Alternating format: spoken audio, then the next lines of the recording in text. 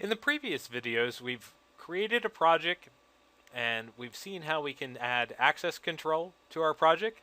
And even while we were testing the access control, we created some very simple HTML documents.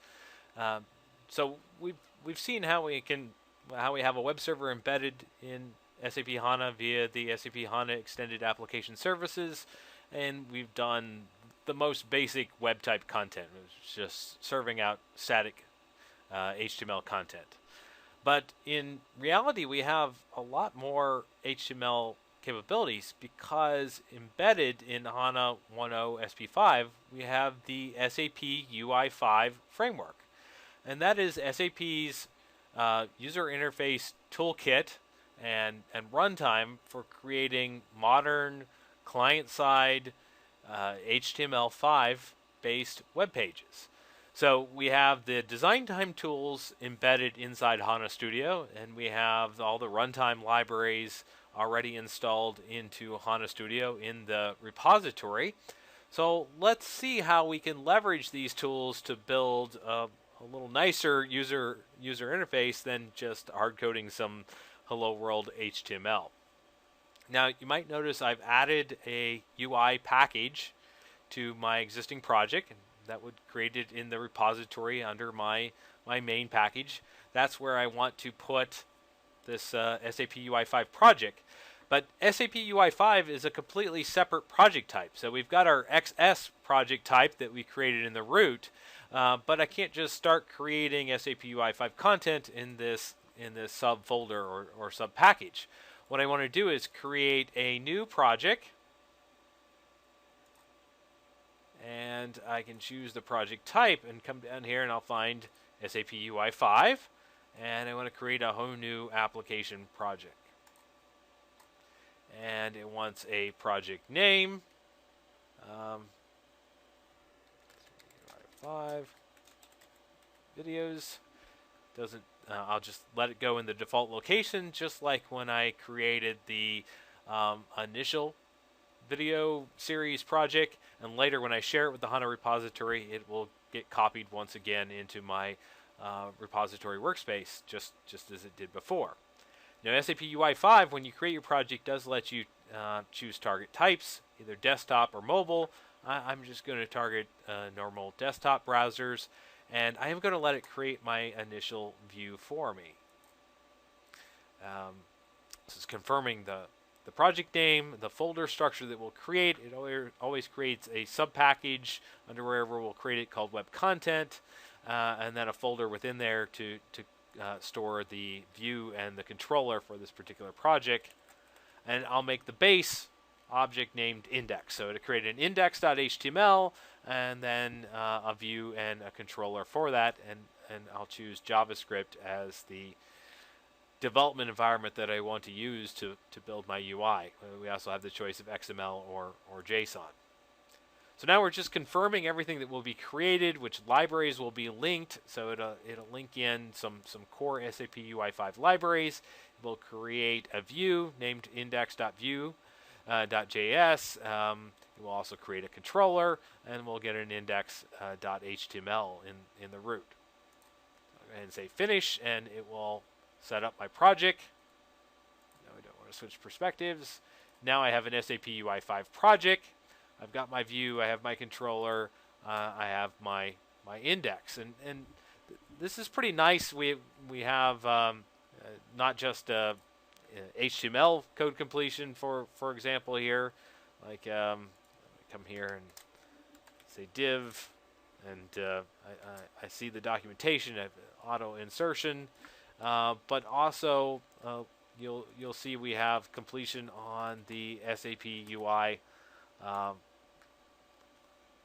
libraries themselves and the UI elements. This really helps for building your user interface, since all the UI elements are basically JavaScript objects, and we work very heavily with JavaScript. Having the code completion for that is quite useful. Now, one thing we do need to change here is we need to change this source. The default path that it generates, it doesn't know where SAP UI5 is actually installed on this server, and it's actually in a little different path, SAP UI5 1. So we change that. That'd give us our link to the core JavaScript runtime for SAP UI5. And then I want to go to my view, and it's an empty view right now. There's no content that's being created on startup. And let's add just a little bit. Let's create a button. Equals new sap.ui.commons button. And I'll just give it an ID of button, and I don't have any settings that I'll pass in. So you see how the code completion is pretty nice there. Then I can say my button, and I want to set text.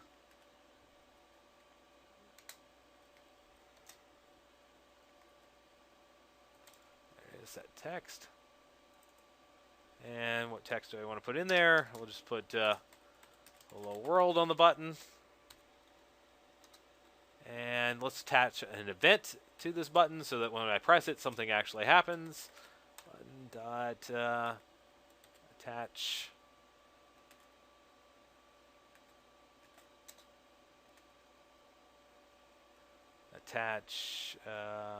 press.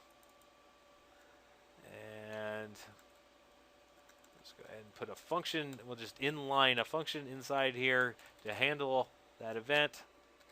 Function, and then $sign represents the framework itself, and then I can say the name of a UI control button. So basically I'm saying take the UI element button and do a fade out. So do a little animation on it. And that line. So basically, when you press the button, it will disappear. So I'm sure that's fun for our end user. Confuse them to no end. But we're developers. We like to have fun with our end users, right? And now we'll create a panel. New SAP UI Commons panel. And we can chain, so we'll just set the text for the panel directly in the constructor here. Test case, let's just say video for SAP UI5. Doesn't really matter what we put in here. And panel, we'll add our button inside the panel. Add content. Button. Oops. Notice how I'm getting syntax errors as I type because I put the semicolon in the wrong place. That really helps as well. That's a nice addition of using the SAP UI5 tools as over just plain text editors. And then let's return the search panel so that it will be drawn into the page. Okay. Looks good. My content is all created. Let's save that. But all we've done is create this project locally once again. So we have web content, we have our index HTML, we have our controller and our views. Now we need to share it with the repository so that it will be stored in HANA.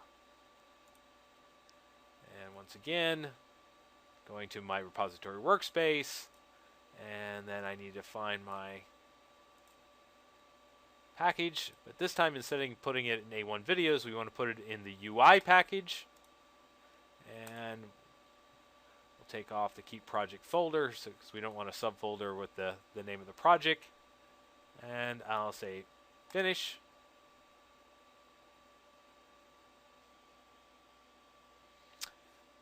It is now shared with the repository, so we can do a commit.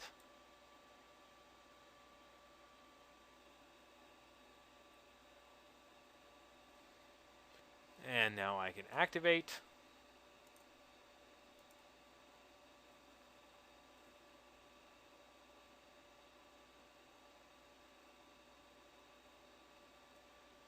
Just to prove that it's all on the server, and there we see our content